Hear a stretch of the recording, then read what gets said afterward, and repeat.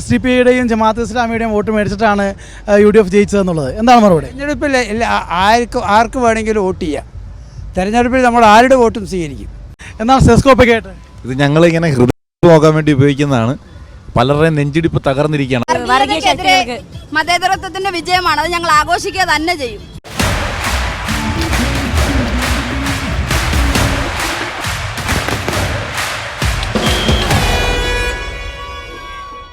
പാലക്കാട് ഉപതെരഞ്ഞെടുപ്പിൽ കടുത്ത വെല്ലുവിളിയെ അതിജീവിച്ചുകൊണ്ട് രാഹുൽ മാങ്കൂട്ടത്തിൽ ഉജ്ജ്വല വിജയം നേടിയിരിക്കുന്നു.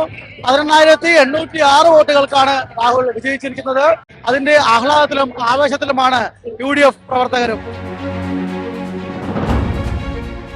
UDFന്റെ ബൂത്ത് ഇൻചാർജായിരുന്ന അജിത്ത് നമ്മളോടൊപ്പം ചേരുകയാണ്. എത്രമാത്രം ഊർജ്ജം നൽകുന്നതാണ് ഈ ഒരു വിജയം? വളരെ ആവശ്യത്തിലാണ് പ്രവർത്തകർ എല്ലാവരും, വളരെ ആവശ്യത്തിലാണ്. പഞ്ചായത്തിലും നഗരസഭാ പരിധിയിലും നമുക്ക് വോട്ടുകൾ നേടാൻ കഴിഞ്ഞു. തുടക്കം മുതൽ നമ്മളെല്ലാവരും പ്രവർത്തകരും വൻ ആവേശത്തിൽ തന്നെയായിരുന്നു. സിസ്റ്റമാറ്റിക് ആയിട്ടുള്ള വളരെ ചിട്ടയോടുകൂടിയുള്ള പ്രവർത്തനം നമുക്കതിൽ കുറച്ചുകൂടി ഊർജ്ജം പകർന്നു. പെട്ടി വിവാദമായാലും മറ്റ് സ്ഥാനാർത്ഥികളുടെ പാർട്ടി വിട്ടു പോകുന്നതായാലും ഒന്നും തന്നെ പൊതുജനങ്ങളെയും ബാധിച്ചിട്ടില്ല, നമ്മുടെ UDFന്റെ പ്രവർത്തകരെയും ബാധിച്ചിട്ടില്ല. ഞങ്ങളുടെ കൂട്ടത്തിൽ ഒരാൾ, ഞങ്ങളുടെ സംസ്ഥാന പ്രസിഡന്റ് ഇപ്പോൾ ഒരു MLA ആയിരിക്കുകയാണ്. പാലക്കാടിന്റെ മണ്ണിൽ UDF അല്ലാതെ ഒരു വർഗീയ പാർട്ടിക്കും മുന്നോട്ട് പോകാൻ പറ്റത്തില്ല. അതാണ് ഞങ്ങളുടെ ഏറ്റവും വലിയ സന്തോഷം. ഇന്ന് ഷാഫിക്ക പ്രവചിച്ചൊരു 5 അക്ക സംഖ്യയിലോട്ട് പോകുമെന്ന് പറഞ്ഞു. അതും മറന്നു കാണുന്നു. ഷാഫിക്കയെക്കാളും വലിയൊരു ഭൂരിപക്ഷത്തിലാണ് ഇന്ന് എത്തിച്ചേർന്നിരിക്കുന്നത്. അത് വലിയൊരു ആഹ്ലാദമാണ്. ഇന്ന് വലിയ ആഘോഷത്തിൽ തന്നെയാണ് UDF പ്രവർത്തകർ. 18,000-ലേറെ വോട്ടിന്റെ ഒരു വിജയം അവർ ആഘോഷിച്ചുകൊണ്ടേയിരിക്കുകയാണ്. എന്നാൽ സെസ്കോപ്പൊക്കെയായിട്ട്? ഇത് ഞങ്ങളിങ്ങനെ ഹൃദയം നോക്കാൻ വേണ്ടി ഉപയോഗിക്കുന്നതാണ്. പലരുടെയും നെഞ്ചിടിപ്പ് തകർന്നിരിക്കുകയാണ്. അപ്പോൾ ഞങ്ങളത് നോക്കാൻ വേണ്ടിയിട്ട് ഇടതുപക്ഷ സ്ഥാനാർത്ഥിയുടെ ചിഹ്നമായിരുന്നു ഇത്. ഞങ്ങളെല്ലാവരും അദ്ദേഹത്തിൻ്റെ ഉൾപ്പെടെ ഹൃദയമിടിപ്പ് നോക്കാൻ വേണ്ടി കൊണ്ടുവന്ന സാധനമാണ്. അദ്ദേഹം വളരെ ശക്തമായി തിരിച്ചു വരുന്നതാണ് അല്പം മുമ്പ് ഓഫീസിൽ വെച്ച് പറഞ്ഞത്. തിരിച്ചു വരും അദ്ദേഹം പറഞ്ഞത് അങ്ങനെയല്ലല്ലോ, അതിന് മുമ്പ് വലിയ ഭൂരിപക്ഷത്തിൽ ജയിക്കുമെന്നാണ് പറഞ്ഞത്. അപ്പോൾ അദ്ദേഹത്തിൻ്റെ ഇപ്പോഴത്തെ ചങ്കിടിപ്പ് നോക്കാൻ വേണ്ടി ഞങ്ങൾ ഉപയോഗിക്കുന്നതാണ്. പലയിടങ്ങളിൽ നിന്നായിട്ടാണ് ഇവിടെ UDFന്റെ വിജയം ആഘോഷിക്കാനായിട്ട് ആളുകൾ UDF പ്രവർത്തകർ എത്തിയിട്ടുള്ളത്. ചേട്ടാ, പറഞ്ഞാണ് ഞങ്ങൾ പട്ടാമ്പിയിൽ നിന്നാണ്.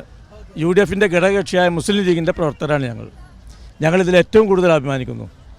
വിജയം പ്രതീക്ഷിച്ചിരുന്നു, പക്ഷേ ഇത്ര വലിയൊരു വിജയം പ്രതീക്ഷിച്ചില്ല. അത് ഒറ്റക്കെട്ടായിട്ട് UDFന്റെ ഘടകകക്ഷികളുള്ള ഒറ്റക്കെട്ടായിട്ടുള്ള പ്രവർത്തനമാണ്.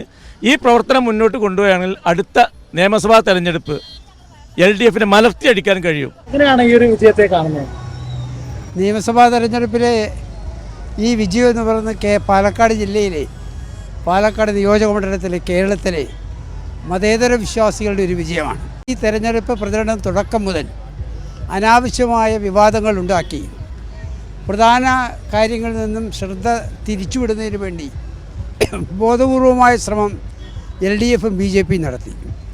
അവരുടെ അവിശുദ്ധമായ കൂട്ടുകെട്ടിനെതിരായി പാലക്കാട് നിയോജക മണ്ഡലത്തിലെ ജനങ്ങൾ അതിശക്തമായി പ്രതികരിച്ചതാണ്. അതേസമയത്ത് ഇപ്പോൾ SDPI ആഘോഷത്തിനായിട്ട് ആദ്യമായി വന്നു എന്ന് പറഞ്ഞിട്ട് CPM ഇപ്പോൾ ഒരു ആരോപണം ഉന്നയിച്ചതേ ഉള്ളൂ. അതായത് SDP-യുടെയും ജമാഅത്തെ ഇസ്ലാമിയുടെയും വോട്ട് മേടിച്ചിട്ടാണ് UDF ജയിച്ചതെന്നുള്ളത്. എന്താണ് മറുപടി? തെരഞ്ഞെടുപ്പിൽ ആർക്ക് വേണമെങ്കിലും വോട്ട് ചെയ്യാം.